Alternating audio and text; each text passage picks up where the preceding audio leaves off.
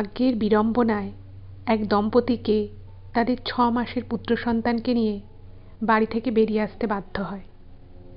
তারপর থেকেই তাদের জীবনে শুরু হয় এক চরম যুদ্ধ, এবং তারপরে তাদের জীবনে যে কি ভয়ঙ্কর ঘটনা ঘটেছিল এবং সেই ভয়ঙ্কর পরিস্থিতি থেকে তারা কিভাবে বেরিয়ে এলো, সেই সত্যি ঘটনাটাই আজ আমি এই এপিসোডে আপনাদের সকলের সামনে বলতে চলেছি। তো কোথাও যাবেন না, পুরো ঘটনাটা প্রথম থেকে শেষ অবধি শুনুন। আশা করি আপনারাও এমন একটা ঘটনা শুনতে পারবেন যে ঘটনাটা শোনার পরে আপনারাও কিন্তু চমকে উঠবেন এবং কোথাও না কোথাও আপনাদেরও মনে অনেক অনেক সাহস, অনেক অনেক পজিটিভিটি আসবে। আপনারা বুঝতে পারবেন যে কত মানুষ কত রকমের সমস্যায় রয়েছে এবং সেই সমস্যা থেকে নিজেদেরকে যুদ্ধ করে কিভাবে সেই পরিস্থিতিতে বাঁচিয়ে রেখেছে। নমস্কার শ্রোতা বন্ধুরা, ভূত ভগবান চ্যানেলে আপনাদের সকলকে অনেক স্বাগত। আশা করি সবাই খুব ভালো আছেন, সুস্থ আছেন, আনন্দে আছেন। আমাদের চ্যানেলে যে ঘটনাগুলো বলা হয় সেগুলো যদি আপনাদের ভালো লাগে তাহলে অবশ্যই চ্যানেলটাকে সাবস্ক্রাইব করবেন, ভিডিওগুলোকে লাইক করবেন। পুরো ঘটনাটা শোনার পর আপনাদের কেমন লাগলো সেই মূল্যবান মতামত জানাতে কিন্তু একদম ভুলবেন না। আর আপনাদের জীবনে বা আপনাদের পরিচিত কোনো মানুষের জীবনে যদি এরকম কোনো ভৌতিক, অলৌকিক, দৈবিক, অতিজাগতিক কোনো ঘটনা ঘটে থাকে তাহলে সেগুলো কিন্তু আপনারা আমাদের কাছে লিখে পাঠিয়ে দিতে পারেন। তার জন্য আপনাদেরকে আমাদের ডেসক্রিপশানে যেতে হবে, দেখবেন সেখানে আমাদের ইমেল আইডি মেনশন করা আছে। সেই ইমেল আইডিতে ইমেল করে আপনারা আপনাদের সেই ঘটনা আমাদের কাছে অনায়াসে পৌঁছে দিতে পারেন। আর একটা রিকোয়েস্ট করব, যদি সম্ভব হয় কাইন্ডলি আপনারা আমাদের চ্যানেলের এই ভিডিওগুলোকে আপনাদের ফ্রেন্ড এবং ফ্যামিলির মধ্যে একটু শেয়ার করে দিন। আমরা এই চ্যানেলে আর 5টা সাধারণ মানুষের জীবনে ঘটে যাওয়া বিভিন্ন রকমের ভৌতিক, অলৌকিক, দৈবিক, অতিজাগতিক এই ঘটনাগুলোই বলে থাকি। তাই আমি মনে করি ঘটনাগুলো যদি আরও অনেক মানুষ শুনতে পারেন, তারা সেগুলো শুনে অনেক কিছু জানতে পারবেন, বুঝতে পারবেন, শিখতে পারবেন। তার ফলে তারা অনেক বেশি সতর্ক ও সজাগ হতে পারবে। তো চলুন বন্ধুরা, আমি আজকের ঘটনা আপনাদের সামনে উপস্থাপনা করা শুরু করছি। তো তার আগে একটা ছোট্ট কথা বলে নিই। আপনারা অনেকেই হয়তো এখন জেনে গেছেন যে আমরা আর একটা নতুন চ্যানেল খুলেছি, দ্য বং শপার। এই চ্যানেলে আমরা আমেরিকায় যেখানে থাকি তার আশেপাশের বাড়ি, ঘর, রাস্তাঘাট সেগুলোই দেখানো হয়। আপনারা বহুদিন থেকেই যেখানে আমরা থাকি সেখানকার বাড়ি, ঘর, রাস্তাঘাট, সেখানকার প্রকৃতি কীরকম সেগুলো দেখতে চাইছিলেন। তো সেগুলো যেহেতু এই ভূত ভগবান চ্যানেলের মাধ্যমে দেখানো সম্ভব হচ্ছিল না, তো সেই জন্য আমরা একটা নতুন চ্যানেল খুলেছি। চ্যানেলটার নাম আমি আবারও বলে দিচ্ছি, দ্য বং শপার। যদি ভালো লাগে সেই চ্যানেলটাকেও সাবস্ক্রাইব করবেন, পাশে থাকবেন। এবং এই চ্যানেলের ভিডিওগুলো এবং দ্য বং শপারের ভিডিওগুলোকে আপনারা একটু আপনাদের ফেসবুক, হোয়াটসঅ্যাপের মাধ্যমে সকলের সাথে একটু শেয়ার করে দিন। এটুকুই বলার ছিল। এবার আমি চলে যাব সরাসরি আজকের ঘটনায়। এখন আমি যে ঘটনাটা আপনাদেরকে বলতে চলেছি সেই ঘটনাটা মুম্বাই থেকে রথিন আমাদেরকে লিখে পাঠিয়েছে। ও যে ঘটনাটা লিখেছে এই ঘটনাটা কিন্তু ওর জীবনে ঘটে যাওয়া একটা চরম সত্যি ঘটনা। এবং এই ঘটনাটা যখন ঘটে তখন আমি আপনাদেরকে ঘটনাটা শুরুতেই বললাম যে এক দম্পতি ভাগ্যের বিড়ম্বনায় বাড়ি থেকে বিতাড়িত হয়েছিলেন।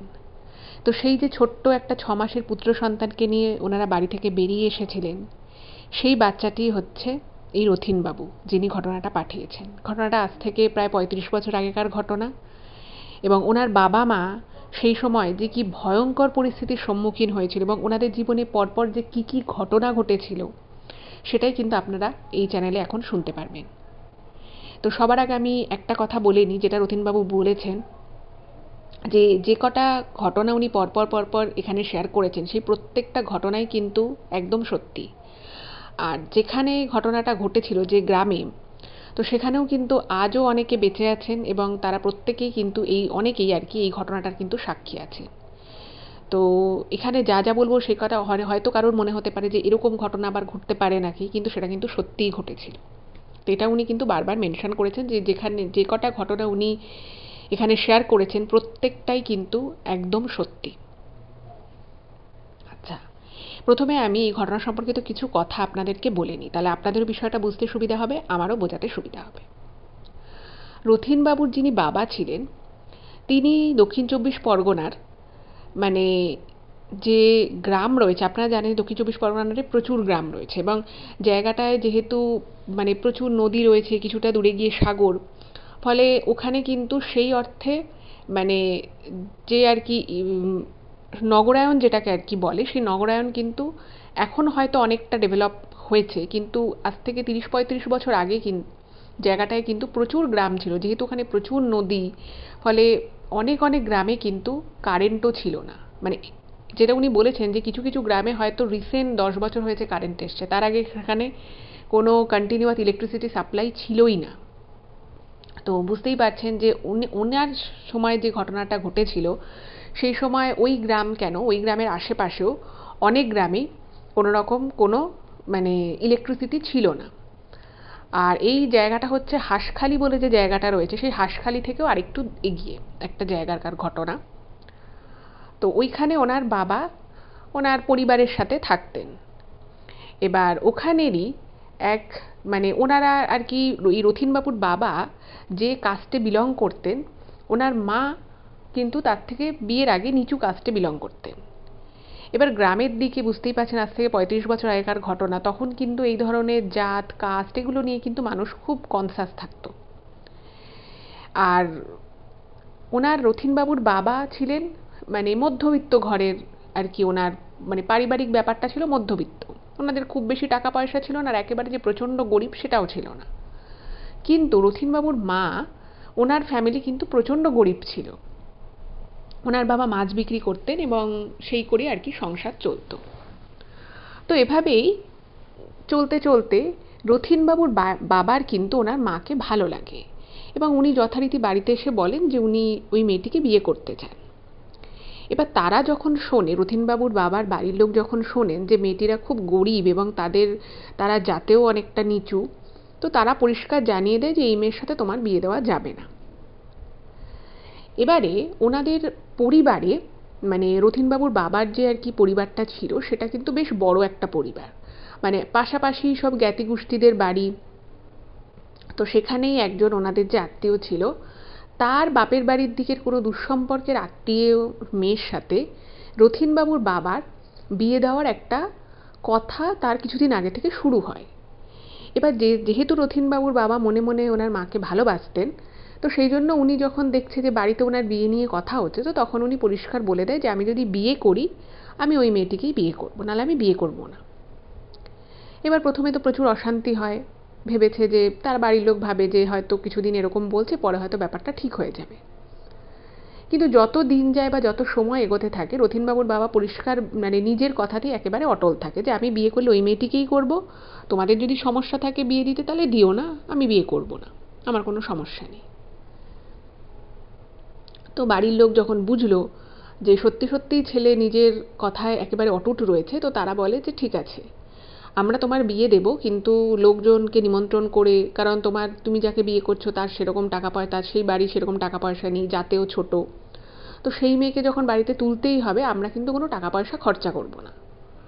উনি বলেন যে ঠিক আছে, খরচা করো না, কোনো দরকার নেই, করতে হবে না।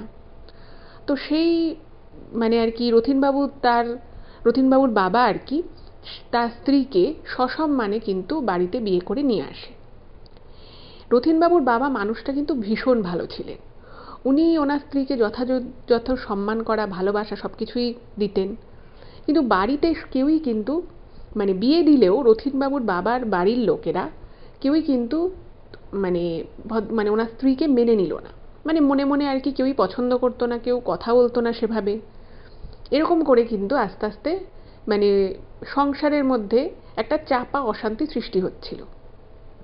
রথীনবাবুর বাবা কিন্তু সবই বুঝতে পারতেন যে উনি যেহেতু নিজে পছন্দ করে মেয়েটিকে বিয়ে করেছেন, তো সেহেতু যে মানে সবাই যে ভালো চোখে দেখছে না, সবার যে ভালো লাগছে না, এটা বুঝতে পারতেন। কিন্তু উনি মনে মনে আশা রেখেছিলেন যে হয়তো আস্তে আস্তে সব কিছু ঠিক হয়ে যাবে। এবার এভাবে চলতে চলতে হঠাৎ করেই তার 1-1.5 বছর পরে যখন রথীনবাবুর জন্ম হয়, তো সেই সময় কিন্তু ওনার মা অসুস্থ হয়ে পড়েন, মানে বাচ্চাটা ছোট, উনিও অসুস্থ হয়ে পড়েছেন। ফলে সংসারে কাজকর্মর দিকটা মানে প্রচুর কাজ ওনাকে দিয়ে করানো হতো, রথীনবাবুর মাকে দিয়ে সংসারের যাবতীয় কাজকর্ম করানো হতো। এবার বাচ্চাটা ছোট, এই অবস্থায় যখন আস্তে আস্তে উনি অসুস্থ হয়ে পড়লেন, মানে সেভাবে ঘরে কাজকর্ম করতে পারতেন না, তখন কিন্তু অত্যাচারের মাত্রা আরও বেড়ে গেল।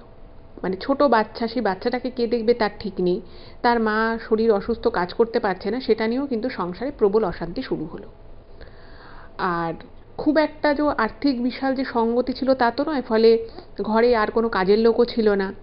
আর ওরকম একটা গ্রাম, আজ থেকে 35 বছর আগেকার কথা বুঝতেই পারছেন যে দক্ষিণ চব্বিশ পরগনার এখন হয়তো কিছু সমস্ত এরিয়ায় একটু একটু ডেভেলপমেন্ট হয়েছে, বাট সেই সময় এতটাই ডেভেলপমেন্ট ছিল না, আর ইলেকট্রিসিটিও ছিল না। তো এই অবস্থায় যখন প্রচণ্ড অশান্তি হলো এবং অশান্তি আস্তে আস্তে প্রচণ্ড বেড়ে গেল, তো রথীনবাবুর বাবা সেটার প্রতিবাদ করলেন, বললেন যে ও অসুস্থ, কী করে কাজ করবে। তো এই নিয়ে একটা বিশাল বাগবিতণ্ডা হয়, এবং বাগবিতণ্ডা হওয়ার পরে রথীনবাবুর যে দাদু ঠাকুমা ছিল এবং পরিবারের আরও অন্যান্য যারা সদস্য ছিল, তারা সকলে মিলে কিন্তু রথীনবাবুর বাবাকে, মাকে এবং সেই ছোট্ট শিশু, তখন রথীনবাবু 6 মাস বয়স, তাকে শুদ্ধ কিন্তু বাড়ি থেকে বের করে দেয়। বলে যে এমনিই তুমি তোমার নিজের ইচ্ছেতে বিয়ে করেছিলে, এখন তোমার বউ কোনো কাজ করতে পারবে না, আমরা তার সেবা শুশ্রূষা করবো, তোমার ছেলেকে মানুষ করব, এটা হবে না। এবং এই যে বাড়ি থেকে তাড়িয়ে দেয়, বাড়ি থেকে তাড়িয়ে দেওয়ার পরে উনি অনেক রিকোয়েস্ট করে, মানে রথীনবাবুর বাবা অনেক রিকোয়েস্ট করে তার বাড়িতে যে আমি এখন কোথায় যাব, আমার এইটুকু বাচ্চাকে নিয়ে, আমার অসুস্থ স্ত্রী, আমি কোথায় যাব। ইন দ্য মিন টাইম রথীনবাবুর যে বাবার যে আর কি শ্বশুর বাড়ি ছিল, মানে ওনার মায়ের যে বাপের বাড়ি, তাদেরও অবস্থা কিন্তু খুব একটা ভালো নয়। ঠিক আছে, তাদেরও অবস্থা খুব একটা ভালো নয়, ফলে সেখানে গিয়ে যে উঠবে, তারাও প্রচণ্ড হতদরিদ্র একটা পরিবার, তাদের একটা ঠিকমতো ঘরও নেই।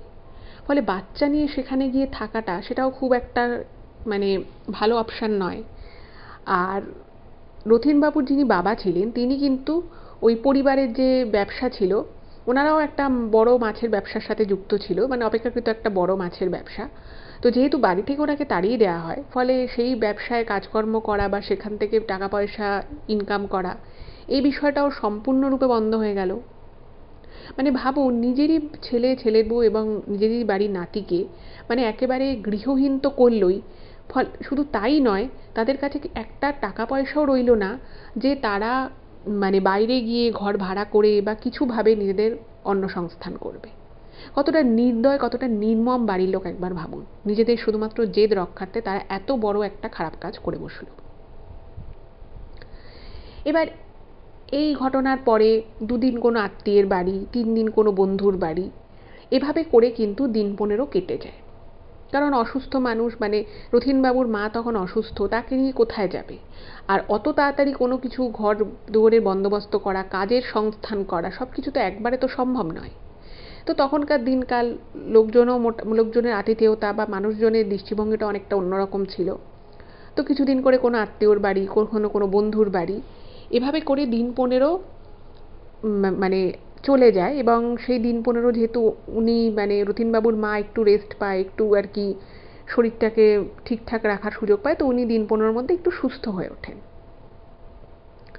এবার দিন 15 পরে যখন ওনার মা সুস্থ হয়, তখন কিন্তু বাচ্চাটা আবার অসুস্থ হয়ে যায়। মানে এক পরিবেশ থেকে অন্য পরিবেশে আসা, সেখানে মানে লোকের বাড়িতে থাকা, মানে সেটা তো আর খুব আরামদায়ক নয়। ওইটুকু বাচ্চাকে নিয়ে এদিক ওদিক, আজ এই বাড়ি, কাল ও বাড়ি, এরকম করতে করতে বাচ্চাটা অসুস্থ হয়ে পড়ে। এর মধ্যে আবার যে ঘটনাটা ঘটে, মানে লড়াই একেবারে ফুলদমে শুরু, বুঝতেই পারছেন আপনারা। তো এর মধ্যে খুব কষ্ট করে এই রথীনবাবুর বাবা একটা কাজে যোগ দেন। ঠিক আছে, এবার বুঝতেই পারছেন দক্ষিণ চব্বিশ পরগনার মতো ওরকম একটা প্রতিকূল জায়গায়, সেখানে তো ইন্ডাস্ট্রি বা ফ্যাক্টরি সেরকম তো নেই। ফলে ওই যা ছিল ওখানে ছোটোখাটো কাজকর্ম উনি করে কোনোভাবে কিছু কিছু করে উপার্জন করা শুরু করলেন।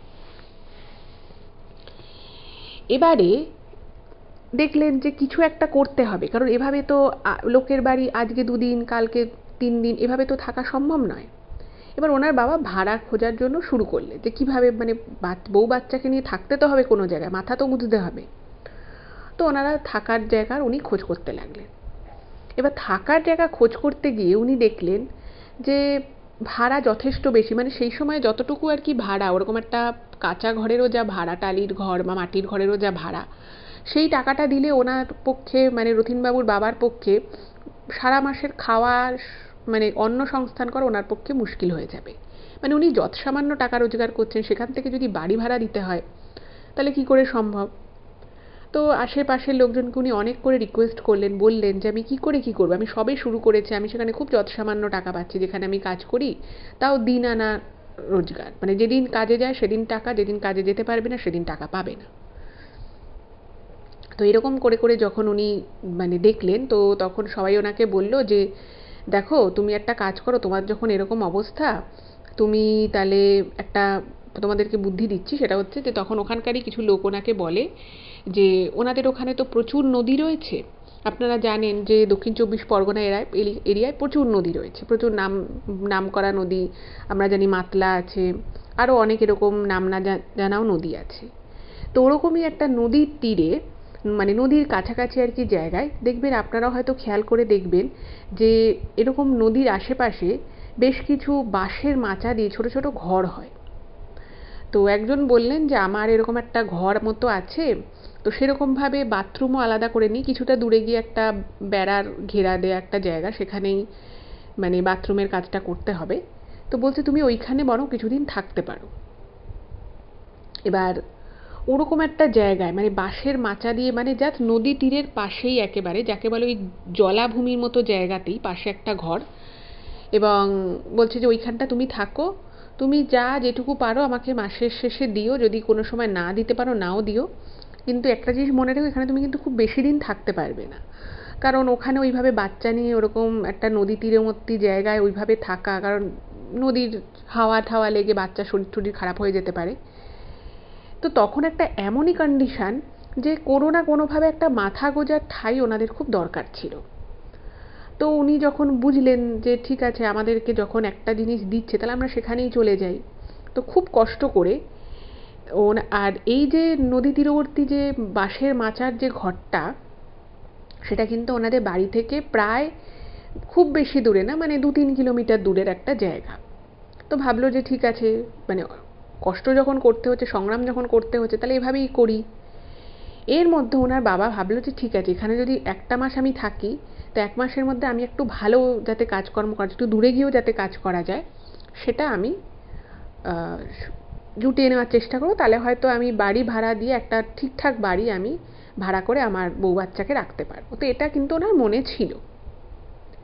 এবার ওই বাড়িটা দেখলো, তো দেখছে যে একদম নদী তীরে, আর তখন এমনি ইলেকট্রিসিটি নেই আশেপাশে কোথাও, তো একদম ফাঁকা জায়গা, নদীর পাশ দিয়ে কিছুটা দূরেই জাস্ট ওরকম একটা বাঁশের মাচা দিয়ে কোনো রকমের একটা ঘর আর একটা রান্নাঘর তার সাথে, আর কিন্তু কিছু নেই।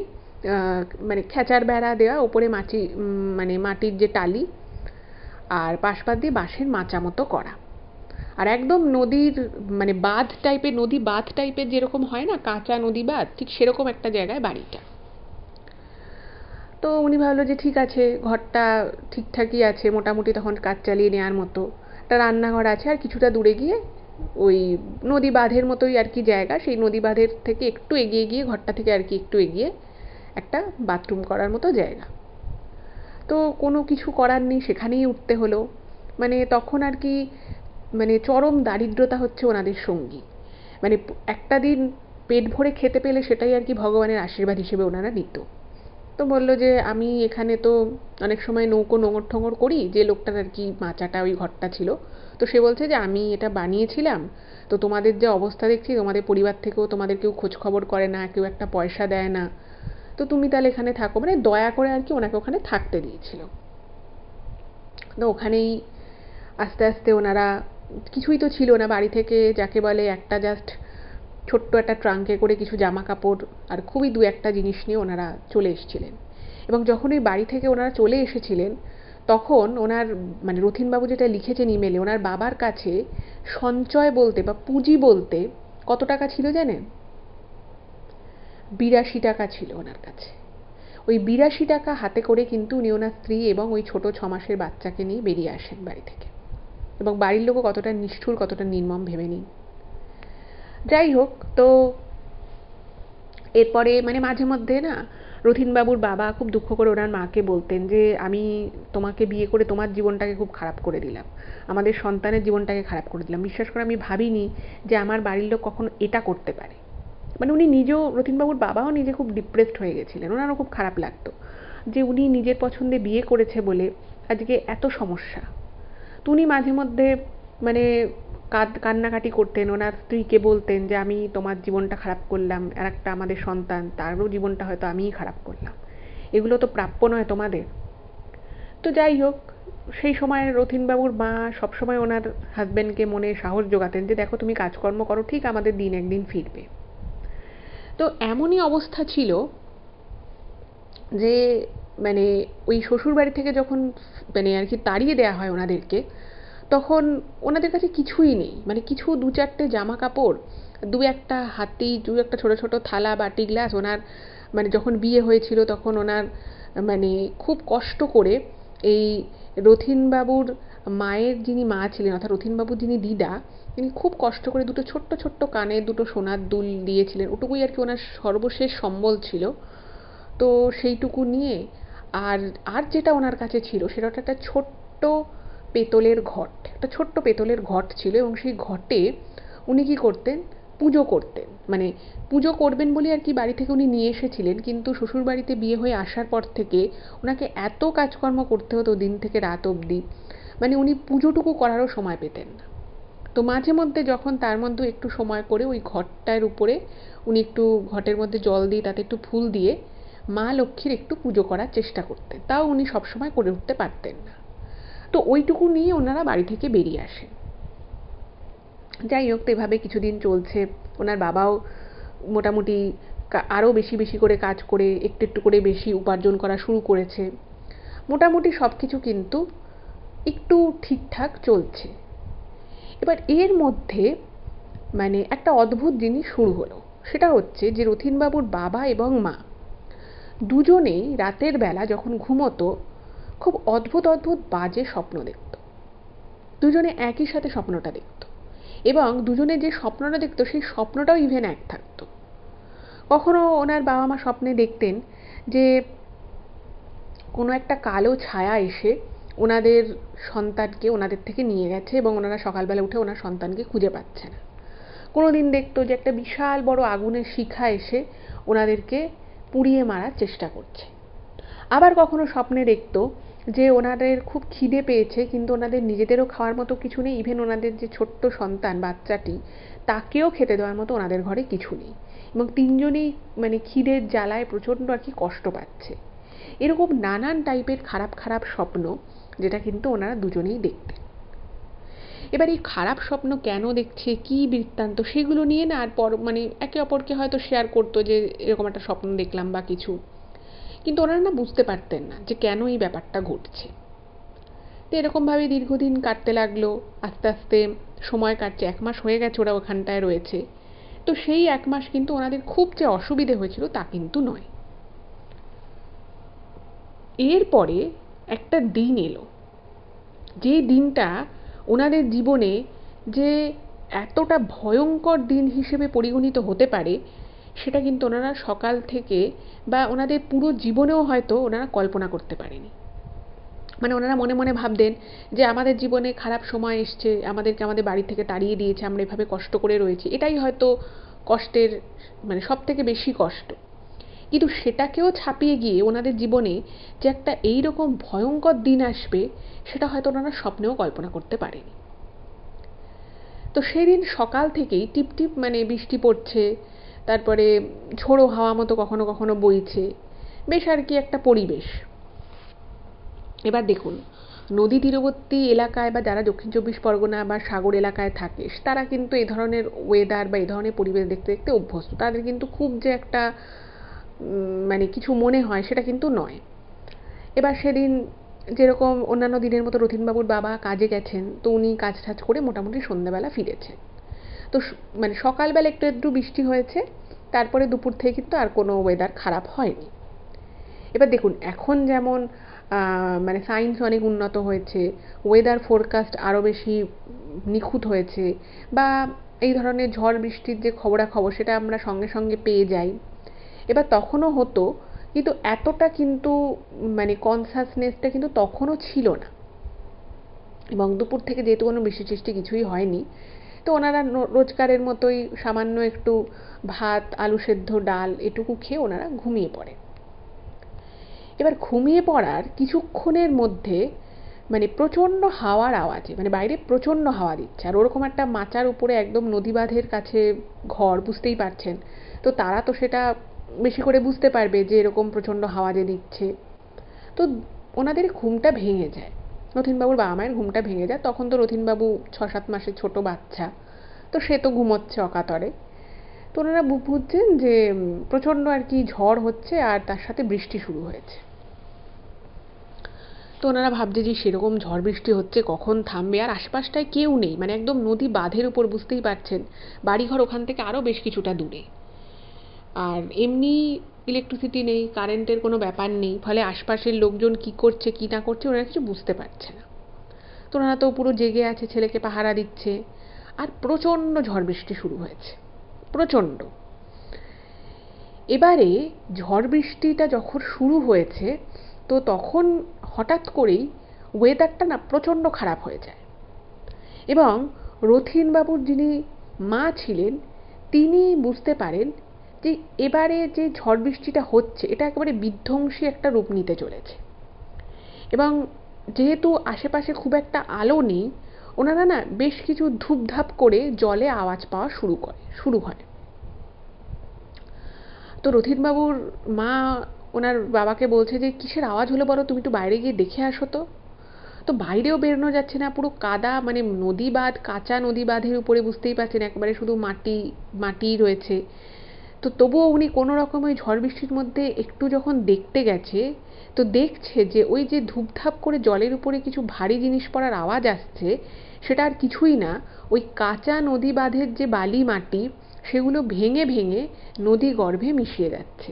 মানে ওই যে বাঁধা, মানে নদী বাঁধের যে অংশ, মাটি বালি দিয়ে যে ন্যাচারাল যে বাঁধটা, সেটা ক্ষয়ে গিয়ে ভেঙে ভেঙে নদীর জলের মধ্যে মিশে যাচ্ছে, আর ওরকম ধূপধাপ আওয়াজ হচ্ছে মাটি পড়া।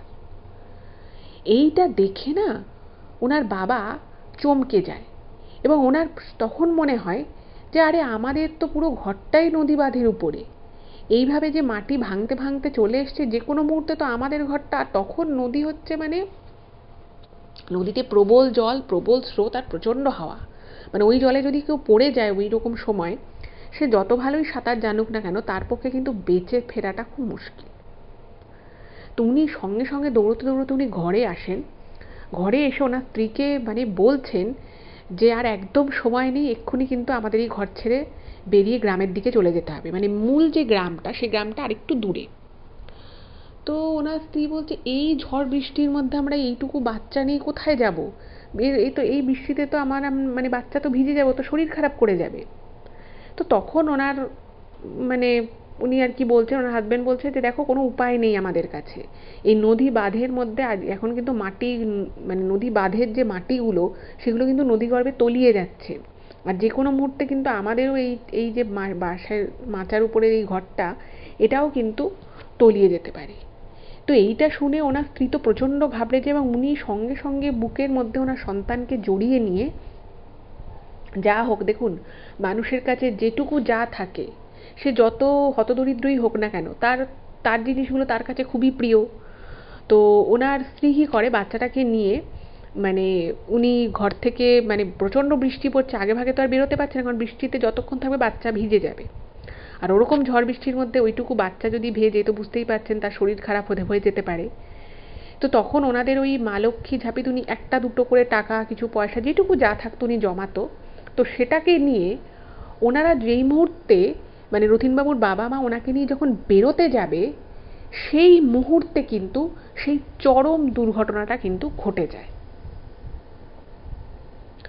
সেই দুর্ঘটনাটা কী ছিল? সেই দুর্ঘটনাটা ছিল ওনাদের সেই মানে যে কাঁচা মানে নদী বাঁধের উপরে যে ওনাদের ঘরটা ছিল, সেই ঘর নিয়ে বিশাল একটা আওয়াজ করে হুড়মুড়িয়ে কিন্তু নদী গর্ভের মধ্যে ওই মাচার ঘর সহ পুরো ওই নদী বাঁধের ওই অংশটুকু ভেঙে কিন্তু একদম ওই অন্ধকারে নদীর অতল তলে পড়ে যায়। এবং মানে এই সিচুয়েশানে মানে রথীনবাবুর বাবাও বুঝতে পারছে না যে মানে ওনার মা কোথায় গেল, বাচ্চা কোথায় গেল, ওনার মাও বুঝতে পারছে না যে ওনার হাজবেন্ড কোথায় গেল। হুড়মুড়িয়ে ওভাবে অন্ধকারের মধ্যে, ওভাবে হুড়মুড়িয়ে জলের মধ্যে পড়েছে, প্রচণ্ড ঝড় বৃষ্টি হচ্ছে, আর মানে দুজনেই সাঁতার জানতেন, কিন্তু সাঁতার জানলে কি হয়, তাহলেও তো একটা মানে অকস্মাৎ এরকম যখন কোনো দুর্ঘটনা ঘটে মানুষ কিন্তু বুঝে উঠতে পারে না যে সে কী করবে।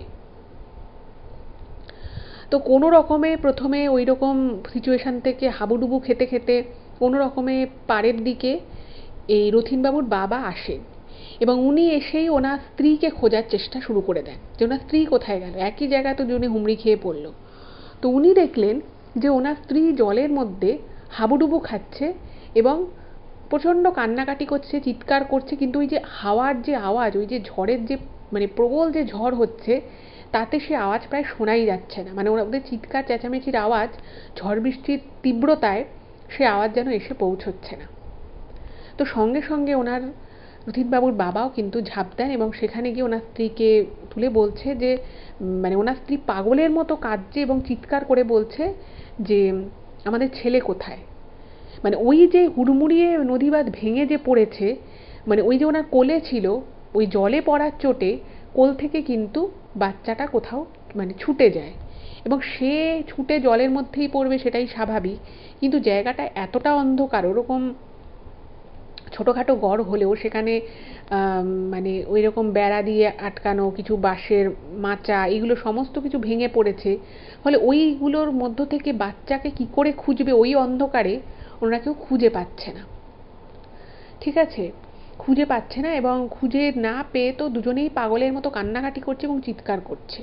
আর সেই সময় এত প্রবল ঝড় হয়েছে, মানে আপনারা যারা দক্ষিণ চব্বিশ পরগনা বা ওই সাইডে থাকেন বা গেছেন, আপনারা জানেন যে যে কোনো বড় বড় ঝড় বৃষ্টি বা ঘূর্ণিঝড়ে যে সতর্কতা হয়, সেটা দক্ষিণ চব্বিশ পরগনার উপরে তার যতটা তীব্রতা থাকে, যত সেটা আস্তে আস্তে আরও শহরের দিকে আসে বা কলকাতার দিকে আসে, তার কিন্তু প্রাবল্য কমতে থাকে।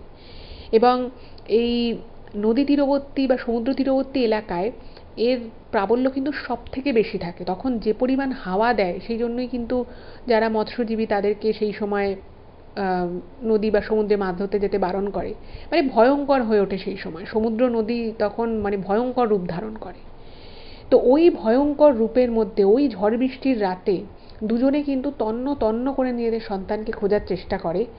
কিন্তু অদ্ভুত বিষয় হচ্ছে, খুব দুঃখের বিষয়, যে ওনারা কিন্তু মানে প্রায় আধা ঘন্টা 40 মিনিট ওই জলের মধ্যে ডুবে ওই ওই দুর্যোগময় পরিস্থিতি মাথায় নিয়েও কিন্তু বাচ্চাকে খোঁজার চেষ্টা করে, কিন্তু খুঁজে পায় না।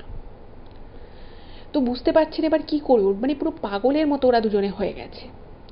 এরকম করে যেতে যেতে প্রায় 1 ঘন্টা কেটে যায় এবং 1 ঘন্টা ওনারা ওই নদীর মধ্যে ওই যে জায়গাটা আর কি ভেঙে, ঘরটা ভেঙে পড়েছিল, সেই জায়গার মানে বাঁশ কাঠ সমস্ত কিছু সরিয়ে সরিয়ে দেখার চেষ্টা করে, খোঁজার চেষ্টা করে। কিন্তু ওইটুকু একটা ছোট বাচ্চা ওরকমভাবে ঘর মাচা সমেত ঘর ভেঙে নদীগর্ভে তলিয়ে গেছে, তাকে কি আর ওই ঝড় বৃষ্টির মাধ্যমে এত সহজে খুঁজে পাওয়া যায়? ওনারা কিন্তু 1 ঘন্টা ধরে খুঁজেও নিজেদের বাচ্চাকে কিন্তু খুব দুঃখজনকভাবে খুঁজে পায় না। তো বুঝতেই পারছেন, একবারে বুক ফাটা কান্নায় যেন পুরো ওই নদী তীরবর্তী জায়গাটা যেন ভরে গেল। ওনার মা প্রচণ্ড কান্নাকাটি করছিলেন, নিজেও খোঁজার চেষ্টা করছেন, রথীনবাবুর বাবা খুঁজছেন, কিন্তু কোনোভাবেই কিন্তু বাচ্চা পাওয়া যাচ্ছে না। এর মধ্যে হঠাৎ মানে 1-1.5 ঘন্টা যখন হয়ে যায়, তখন ঝড়ের প্রাবল্য কমে আসে।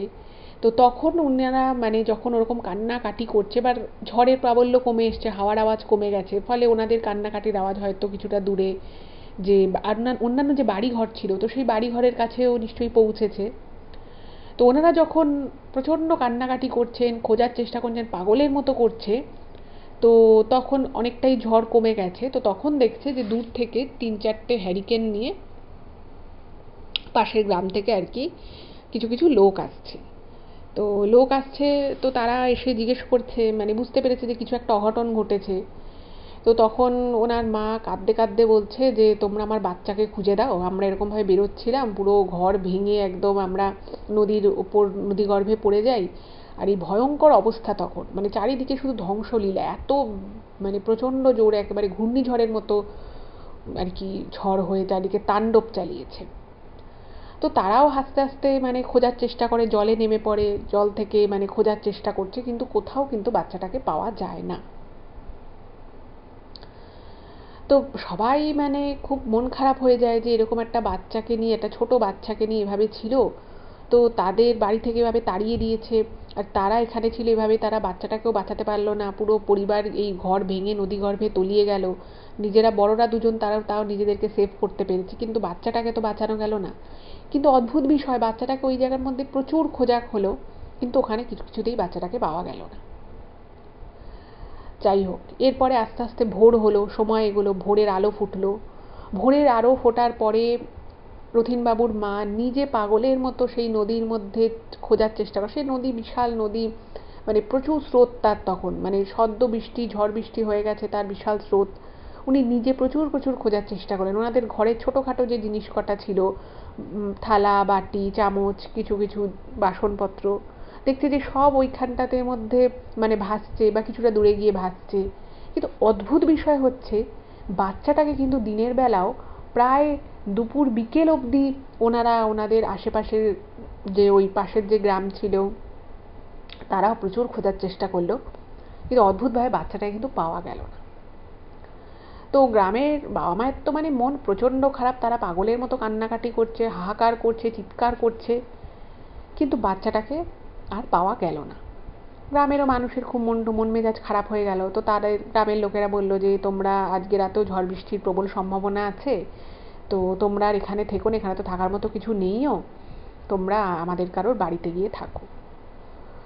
তো মানে সন্তানকে এভাবে হারিয়ে কোন বাবা মায়ের আর মাথার ঠিক থাকে? তো তারাও প্রচণ্ড আর কি ভেঙে পড়েছে। তারা বলছে না, আমাদের সন্তান যখন এখানে এইভাবে চলে গেল, আমরা আর এখন নিরাপদ জায়গায় গিয়ে কী করবো, আমরাও এখানেই সারা রাত বসে থাকবো। তো মানে রথীনবাবুর মা বলছে, আমি তো কোথাও যাব না, আমার সন্তান এখান থেকে চলে গেলে আমি এখন নিজে নিরাপদ জায়গায় গিয়ে নিজের প্রাণ বাঁচাবো, এরকম আমি কাজ করতে পারবো না, আমি এখানেই বসে থাকবো। আমার সন্তান আমার থেকে কী করে আলাদা হয়ে গেল এটা তো আমি নিজেই বুঝতে পারছি না। আমি নিজে জানি যে আমি বুকে করে ওকে নিয়ে ঘর থেকে বেরোবো বলে আমি পুরো তৈরি ছিলাম, সে অবস্থায় আমরা পড়ে গেছি, কিন্তু আমার বুকের ভিতর থেকে আমার সন্তান কী করে চলে গেল এটা আমি এখনও বুঝতে পারছি না, এটা সম্ভব কী করে। তো ওনাদেরকে গ্রামের প্রচুর লোকজন এসে বোঝালো, ওনাদেরকে বললো যে দেখো, মন খারাপ করো না, দুঃখ করো না, যা হবার হয়ে গেছে, আর তো কিছু করার নেই। কিন্তু কেন জানি না, রথীনবাবুর মায়ের একটাই প্রথম থেকে কথা ছিল, যেটা হতে পারে না। উনি বারংবার একই কথা বলে গেছিলেন, যেটা হতে পারে না, আমার সন্তান আমার থেকে আলাদা হয়ে গেল, আমার সন্তানের এই পৃথিবীতে নেই, এটা আমি বিশ্বাস করিনি এবং এটা হতে পারে না। তো উনি মানে পুরো পাগলের মতো আচরণ করছে। তো গ্রামের সবাই ওনাকে সারাদিন থেকে বোঝায়, কিন্তু যখন উনি বলেন যে না, আমি কিছুতেই এটা মানবো না, আমি এখানেই থাকবো, আমি আমার সন্তানকে খুঁজবো, তো গ্রামের লোকেরা ভাবে যে ঠিক আছে, ওনার এখন মন মেজাজ ঠিক নেই, ওনাকে হয়তো বেশি ওনাকে কথা বলা বা বেশি ওনাকে মানানোর দরকার নেই, উনি হয়তো নিজে কিছুদিন গেলে উনি নিজে হয়তো একটু একটু করে স্বাভাবিক হবেন। তো যথারীতি আবার পরের দিনও ওরকম ঝড় বৃষ্টি শুরু হলো, অতটা নয়, হালকা হালকা। তো কিছু কিছু লোক ওনাদের সাথে ছিল, তো ওনাদেরকে বললো যে দেখো, তোমরা একটু দূরে থেকো, আর এইভাবে ঝড় বৃষ্টির মাঝখানে বসে থাকলে তা তোমাদের সন্তানভাবে চলে আসবে না। তো অনেক বোঝানোর পরেও যখন ওরা শুনলো না, তো তখন তারা অবভিয়াসলি তারা নিজেদের কাজে ব্যস্ত হয়ে পড়বে, তারা নিজেরা যে যার ঘরে চলে গেল। তো সেই সময় অঝোর অঝোর নয়নে আর কি মানে প্রচণ্ড কান্নাকাটি করছে রথীনবাবুর মা, এবং ওনার বাবাও কান্নাকাটি করছে, মানে বারবার মানে ভাগ্যকে আর কি দুষছে যে এটা কী হয়ে গেল আমাদের সাথে, আমাদেরকে এত কষ্ট ভগবান তুমি দিলে, আমি ছোট বাচ্চা নিয়ে, স্ত্রীকে নিয়ে, অসুস্থ স্ত্রীকে নিয়ে আমি বাড়ি ছেড়ে বেরিয়ে এলাম, আর এসে এরকম একটা বড় দুর্ঘটনা ঘটে গেল, তার থেকে তুমি আমার প্রাণটা ভগবান নিয়ে নিতে, এটা কেন করলে? এরকম করে উনি প্রচণ্ড কান্নাকাটি করছেন। তো এই ঝড় বৃষ্টির রাতে, মানে ঠিক তার পরের দিনের আমি কথা বলছি, সেই রাতে একটা এমন ঘটনা ওনাদের সাথে ঘটলো না, যে ঘটনাটা যে ঘটতে পারে বা এরকম বিষয়ও যে কিছু হতে পারে, এটা কিন্তু মানে যা স্বপ্নেও ভাবা যায়নি। তো একটা ছোট্ট মেয়ে, মানে তখনও বেশ ঝড় বৃষ্টি হচ্ছে, আকাশে বিদ্যুৎ চমকাচ্ছে, এমন সময় একটা ছোট্ট বাচ্চা মেয়ে, মেয়েটার গায়ের রং হচ্ছে উজ্জ্বল শ্যামবর্ণ মতো, যদিও মানে অন্ধকারে দেখা। তো একটি বাচ্চা মেয়ে একটা ছোট্ট একটা জিনিস হাতে করে নিয়ে ওনাদের সামনে আসে হঠাৎ করে। সে মেয়েটা কোথা থেকে এলো, মেয়েটাকে ওই গ্রামের আশেপাশে কোনো বাড়ির মেয়ে নয়, কারণ মানে চেনা পরিচিত কেউই নয়। হঠাৎ করে ওরকম ঝড় বৃষ্টির রাতে একটা বাচ্চা মেয়ে ওনাদের কাছে আসে। ওনারা ওই পাড়ে বসে প্রচণ্ড কান্নাকাটি করছে, আর মাঝে মধ্যেই জলে নেমে নেমে দেখছে যে বাচ্চাটাকে পাওয়া যায় কিনা। তো এমতাবস্থায় একটা বাচ্চা মেয়ে এসে মানে হাতটা মুঠো করে ওনাদের সামনে এসেছে। তো ওই বাচ্চা মেয়েটাকে এত মায়াময় দেখতে, এত মিষ্টি দেখতে বাচ্চাটাকে, যে ওর দিকে একবার তাকালে কেউ চোখ ফেরাতে পারবে না চট করে, মানে মনে হবে তাকিয়েই থাকি বাচ্চাটার দিকে, এত সুন্দর দেখতে বাচ্চাটাকে। তো বাচ্চাটা এসে হঠাৎ করে ওদের সামনে এসে দাঁড়ায়। বাচ্চাটার পরনে ছিল একটা ছোট্ট, মানে ওরকম একটা জায়গায় একটা বাচ্চাটার ছোট্ট কচি কচি হাতের মধ্যে কিছু যে একটা রয়েছে সেটা কিন্তু ওরা বুঝতে পেরেছে। তো বাচ্চাটা এসে যখন ওদের কাছে দাঁড়িয়েছে, তো রথীনবাবুর বাবা মায়ের তো প্রচণ্ড মন খারাপ। তো বাচ্চাটাকে দেখে না ওরা একটু অবাক হয়ে গেছে যে এত রাতের বেলায় এইটুকু একটা ছোট বাচ্চা মেয়ে এখানে কি করছে। তো ওকে দেখে না রথীনবাবুর মা বলছে যে তুমি এইটুকু একটা মেয়ে, তুমি বাড়ি থেকে এই দুর্যোগের রাতে বাইরে বেরিয়ে এসো, যাও তুমি ঘরে যাও, যাও তুমি বাড়িতে যাও, তোমার বাবা মা তো তোমাকে খুঁজছে। তো তখন মেয়েটা না মিচকি মিচকি হাসছে। আবার বুঝতেই পারছেন সদ্য সন্তানকে হারিয়েছে, পাগলের মতো তাদের অবস্থা, নাওয়া খাওয়ার তো ঠিক নেই, কিছুই খায়নি। তো ওরকম অবস্থা, ওরকম মেয়েটাকে দেখে না মানে ওরা না মানে খুব হতভম্ব টাইপের হয়ে গেছে। আর সত্যি ওইখানে ওই পরিস্থিতিতে ওরকম দুর্যোগময় একটা রাতে একটা ওইটুকু বাচ্চা, যেখানে আশেপাশে আর কোনো বাড়ি, খুব কাছাকাছি কোনো বাড়িঘর নেই, সেখানে একটা ওরকম বাচ্চা এলো কি করে, এটা একটা প্রথম প্রশ্ন। তো যাই হোক, তো অত কিছু আর ওনারা তখন ভাবেনি। তো তখন রথীনবাবুর বাবা বলছে মেয়েটিকে যে তোমার বাড়ি কোথায়, আমি তোমাকে দিয়ে আসছি, তুমি কোন গ্রামে থাকো।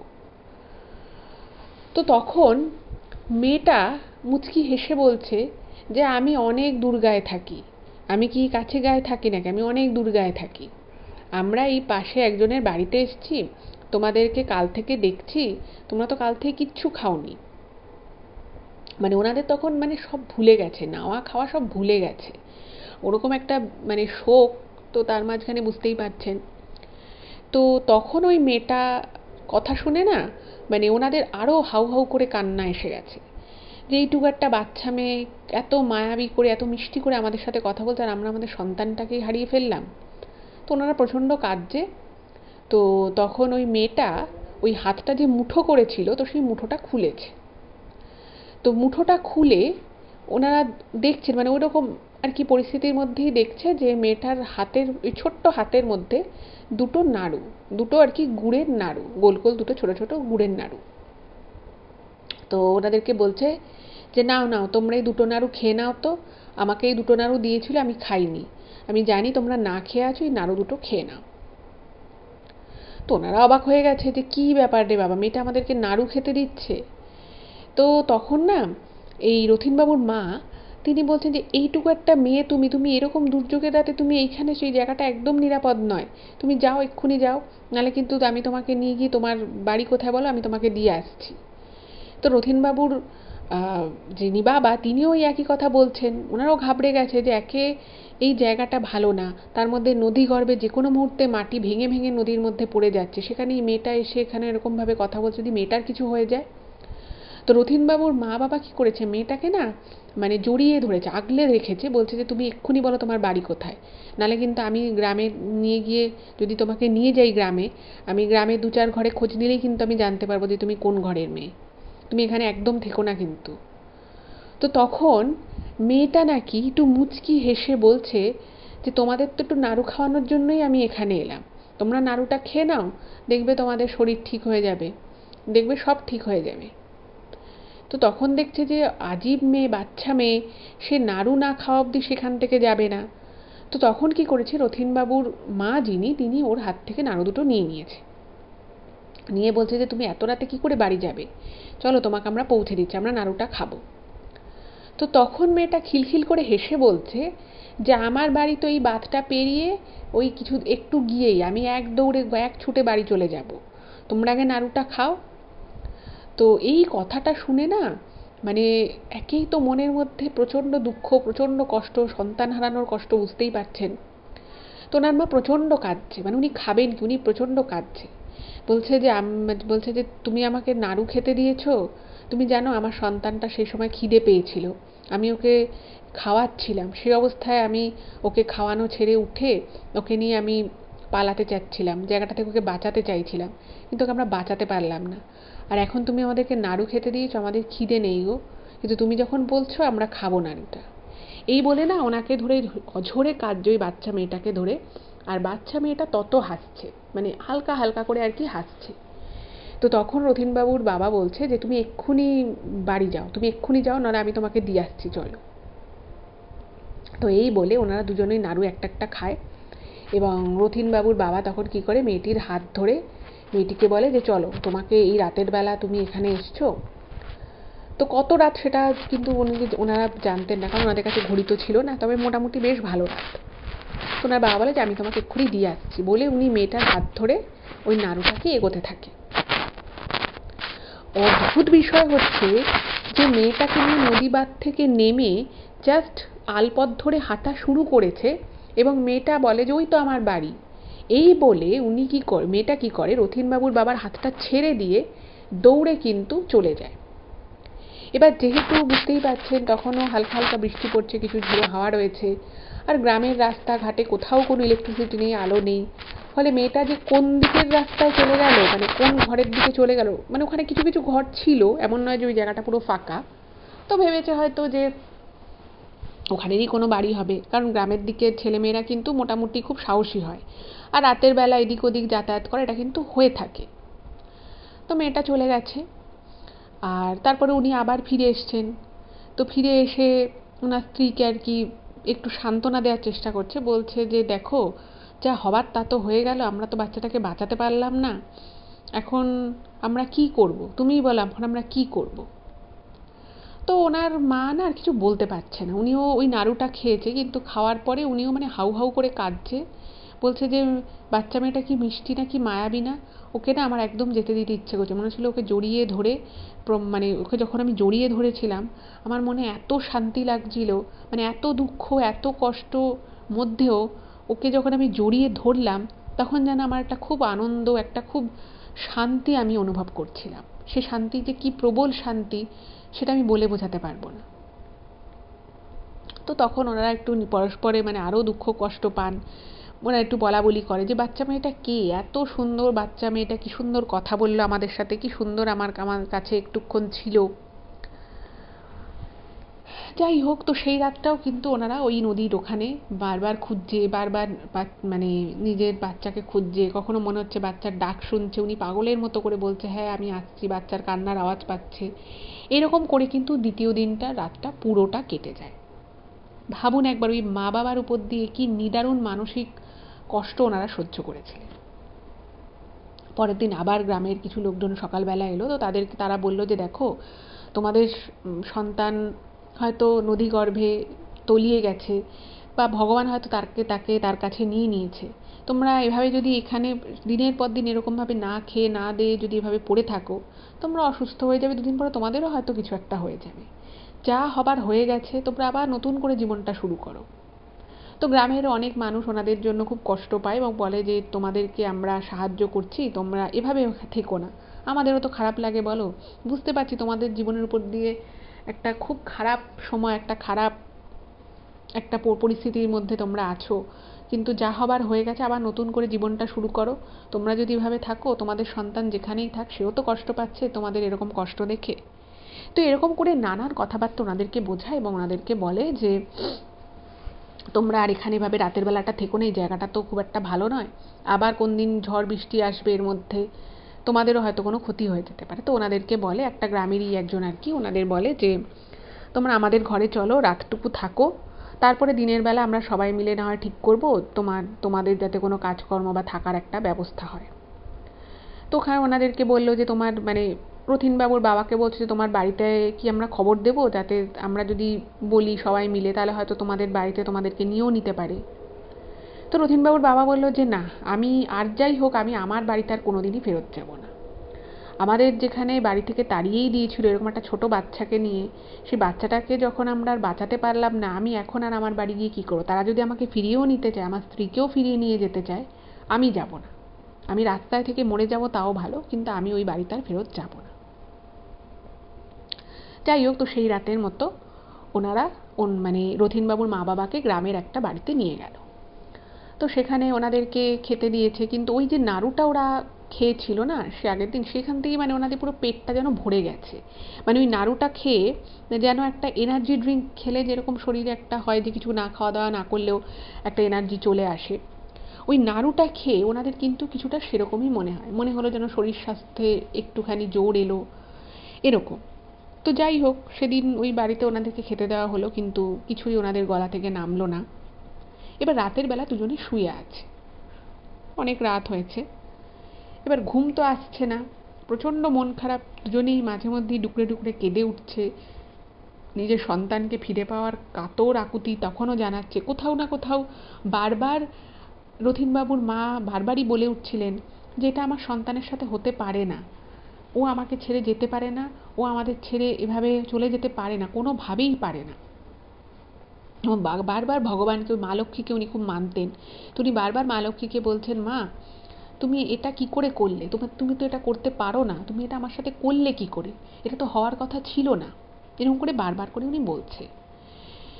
তো এরকম বলতে বলতে কান্নাকাটি করতে করতেই হঠাৎ করে, মানে কোনোখানে কিছু নেই, রথীনবাবুর মা বলছে যে আমাদের সন্তান না ওই নদী পাড়ে আছে, জানো তো, খুব কান্নাকাটি করছে আমাদেরকে দেখতে না পেয়ে, চলো এক্ষুনি যেতে হবে।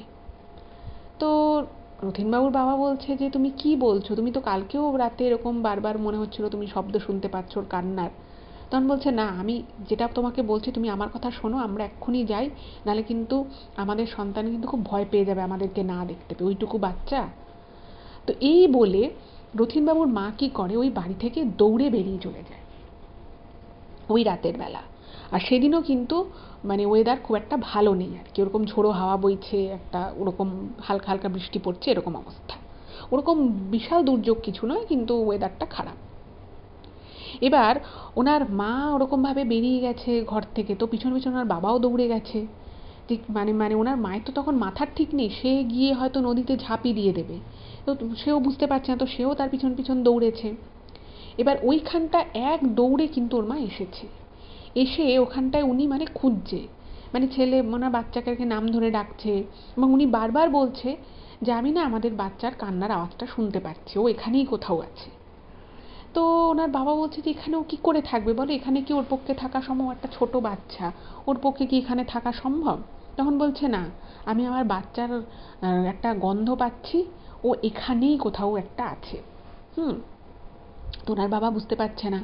তো অনেকক্ষণ ধরে উনি জলের মধ্যে নেমে আশেপাশে খোঁজার চেষ্টা করেছে, তো খুঁজে না পেয়ে ওনার মা, রথীনবাবুর মা প্রচণ্ড কান্নাকাটি করছে, ওই পাড়টায় বসে কান্নাকাটি করছে, এবং ওনার বাবা ওনাকে মানে রথীনবাবুর বাবা ওনার স্ত্রীকে সান্ত্বনা দেওয়ার চেষ্টা করছে। তো এমন সময় হঠাৎ করেই দেখে পিছনে ওই বাচ্চা মেয়েটা, মানে কিছুটা দূরে আর কি, খুব সামনে নয়, বাচ্চা মেয়েটা দাঁড়িয়ে রয়েছে, এবং বাচ্চা মেয়েটার হাতে মানে ওকে পুরোপুরি অন্ধকারে পরিষ্কার দেখা যাচ্ছে না, কিন্তু বাচ্চা মেয়েটা যে দাঁড়িয়ে রয়েছে সেটুকু বোঝা যাচ্ছে, এবং ওর সাথে কিছু একটা আছে। তো রথীনবাবুর মা না মানে প্রচণ্ড কান্নাকাটি করছে, আর ওরকম আবছা অন্ধকার আলো, মানে অন্ধকারে আর কি, বলছে মানে মেয়েটাকে দেখে না উনি খুব চমকে গেছে যে এত রাতে মেয়েটা কি করে এলো। তো উনি কাঁদতে কাঁদতে চোখ মুছতে মুছতে বলছে যে তুমি এখানে কি করছো।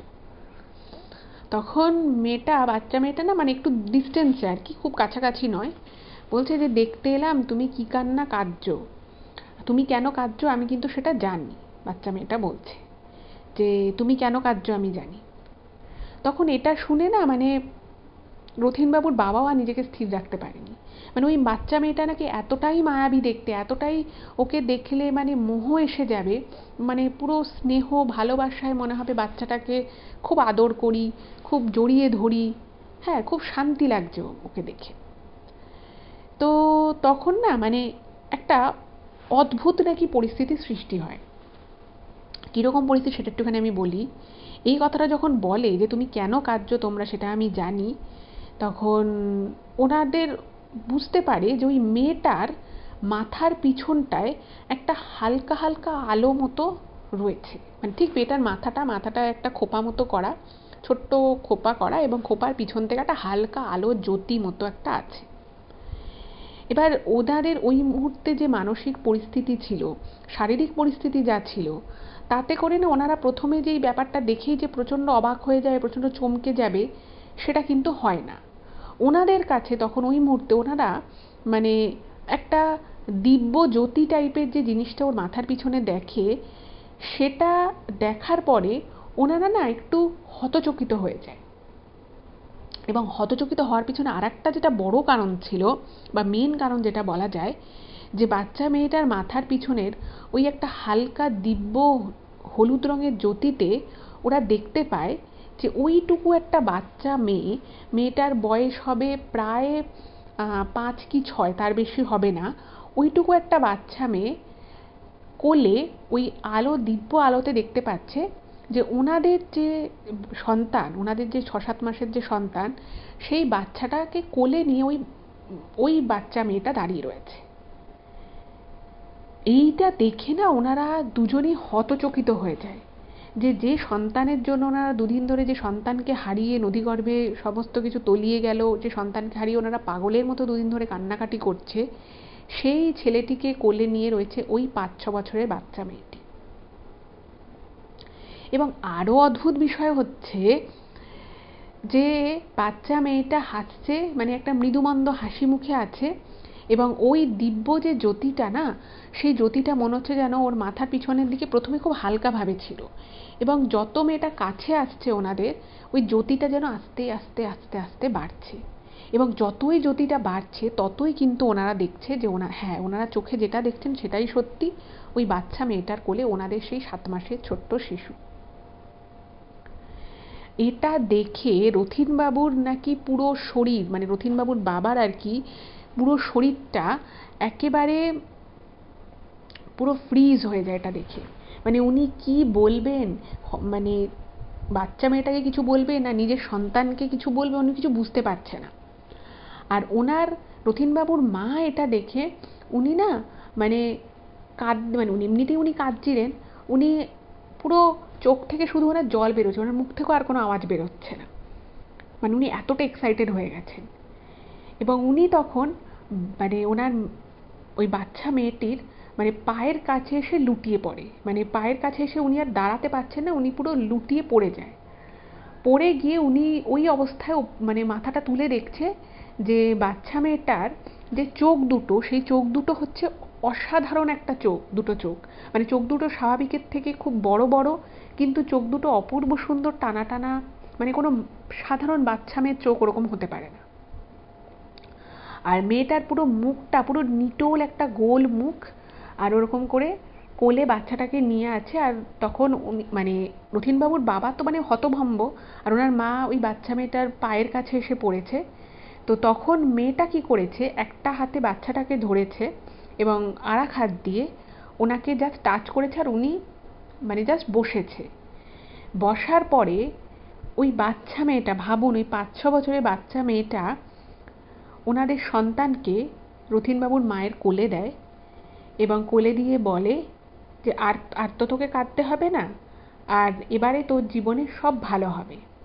এই বলে, ওই যে আমি বলেছিলাম যে রথীনবাবুর মা তার বাপের বাড়ি থেকে আসার সময় একটা ছোট্ট ঘট নিয়ে এসেছিল, সেই ঘটে উনি মাঝে মধ্যে সময় পেলে পুজো করতেন। তো যখন নদীগর্ভে সব তলিয়ে গেছিলো, এই ঘরটা বাঁশের মাচার সেই ঘরটা যখন ভেঙে তলিয়ে গেছিল, তো ঘরের ছোটোখাটো জিনিসগুলোও তলিয়ে গেছিলো। তো ওই যে ছোট যে পেতলের যে ঘরটা, যে ঘটে উনি মা লক্ষ্মীর পুজো করতেন, সেই ঘরটা কিন্তু ওই বাচ্চা মেয়েটা ওর আর একটা হাতে দেয়, ওনার মায়ের একটা হাতে দেয়, বলে যে এই ঘরটায় কিন্তু রোজ পুজো করবি, এবার দেখবি সব ভালো হবে, আর কাঁদবি না তো, আর এরকম করবি না তো, এবার কিন্তু রোজ নিয়ম করে খাওয়া দাওয়া করবি, পুজো করবি, সন্তানের দেখাশোনা করবি, সব কিন্তু করবি। এই বলে উনি মানে একবার মানে এই কথাগুলো ওনার চোখে চোখ রেখে বলে, এবং তারপরে ওই বাচ্চা মেয়েটি রথীনবাবুর বাবার দিকে একবার তাকায়, এবং তাকানোর পরে মানে এত মানে ওই নিজের সন্তানকে দুদিন পরে ওভাবে মানে যেখানে সমস্ত আশা ওরা ছেড়ে দিয়েছে, যেটা খুবই স্বাভাবিক যে বাচ্চাটা হয়তো বেঁচে নেই, হয়তো কিছু একটা হয়ে গেছে, সেই জায়গা থেকে উনি যখন সন্তানকে ওনারা ফিরে পেলেন, ওনারা প্রচণ্ড কান্নাকাটি করেন, এবং কাঁদতে কাঁদতে মানে ওনারা কিছুক্ষণের জন্য সব কিছু থেকে মানে ডিটাচ হয়ে যায়। এবং যখন ওনাদের একটু হুঁশ ফেরে, তখন দেখছে যে বাচ্চা মেয়েটা কোথাও নেই, এবং ওনাদের যে ছোট্ট যে 7 মাসের যে পুত্র সন্তান এই রথীনবাবু তখন ওই 7 মাসের ছিলেন, তো সে এবার কান্নাকাটি করছে। তখন মানে ওকে ছুঁয়ে না ওর কান্না শুনে বুঝতে পারছে যে হ্যাঁ এটা স্বপ্ন না, এটা সত্যি, এটা সত্যিকারের বাস্তবে ঘটছে। তো সেই আনন্দে ওই ঘট আর ওই ছোট্ট রথীনবাবুকে নিয়ে, ওই 7 মাসের শিশুকে নিয়ে ওনারা তো মানে কাঁদতে কাঁদতে, মানে আনন্দে কাঁদতে কাঁদতে ওনারা কিন্তু ওই নদীর ওই জায়গাটা থেকে ওই যে বাড়িতে ওনারা ছিলেন সেখানে আসে, এবং ওই ভোররাতে সারা গ্রাম একত্রিত হয়ে যায় এবং সারা গ্রামের লোক অবাক হয়ে যায় পুরো ঘটনাটা যখন শোনে যে কী করে ওই ছোট্ট 7 মাসের শিশুকে 2 দিন পর নদীর সামনে থেকে পাওয়া গেল, তাও আবার একটা বাচ্চা মেয়ে নাকি এসে কোলে দিয়ে গেছে। তখন সবাই ওনাকে একটা কথাই বলে যে তুমি তো মা লক্ষ্মীর পুজো করতে, হয়তো মা লক্ষ্মী স্বয়ং তোমার সন্তানকে রক্ষা করেছিল এবং তিনি স্বয়ং এসে তোমার কোলে বাচ্চা মেয়ের রূপে তোমার সন্তানকে ফিরিয়ে দিয়ে গেছে এবং তোমাকে সেই ঘট দিয়ে গেছে যাতে তুমি পুজো আর্চা করো। এবং অদ্ভুত বিষয় হচ্ছে এই ঘটনার পরে কিন্তু রথীনবাবুর বাবা মাকে আর সেরকমভাবে স্ট্রাগল করতে হয়নি, মানে এই চরম স্ট্রাগল আর করতে হয়নি। আস্তে আস্তে কিন্তু ওর বাবা একটা ভালো জায়গায় কাজ পায়, সেখান থেকে আরও একটা ভালো জায়গায় কাজ পায়, তারপর সেখান থেকে ওনার নিজের ব্যবসা হয়। এবং এই করে করে উনি কিন্তু যখন রথীনবাবুর 12 বছর বয়স, সেই বয়সের মধ্যেই রথীনবাবুর বাবা কিন্তু দুটো বড় বড় বাড়ি বানিয়ে ফেলেছিলেন এবং তারপরে ওনার খুব ভালো এডুকেশান হয় এবং বর্তমানে উনি রথীনবাবু নিজেও একজন সুপ্রতিষ্ঠিত ব্যবসায়ী। তো উনার নিজেরও আর মানে পরিবারে আর কোনোদিনও কোনো অভাব কোনো কিছু ছিল না। তারপরে রথীনবাবুর বাবার যে বাড়ির লোক যারা একসময় ওনাদেরকে তাড়িয়ে দিয়েছিলেন, তারা এসে তাদের ক্ষমা চায়, তাদের কাছে কিছু আর্থিক সাহায্য চায়, কিন্তু ওনার বাবা আর সেই বাড়িতে কোনোদিনই ফেরত যায়নি, তবে তাদেরকে সাধ্যমতো আর্থিক সাহায্য করেছিলেন।